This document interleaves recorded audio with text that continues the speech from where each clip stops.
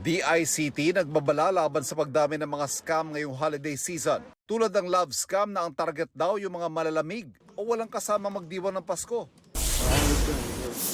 US Defense Secretary Lloyd Austin nagtungo sa headquarters ng AFP Western Command sa Palawan. Kasama ni Austin si Defense Secretary Gilbert Teodoro na nag-inspeksyon sa bagong T-12 Unmanned Surface Vessel o USV na binili ng Pilipinas sa Amerika.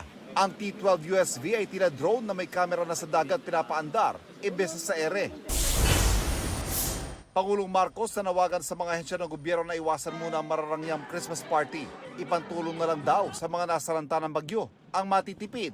Inatasan na rin ng DepEd ang lahat ng kanilang opisina at eskwelahan na simplihan ang Christmas celebration para makapagbigay sa mga nasalanta. Ivan Mayrina nagbabalita para sa GMA Integrated News.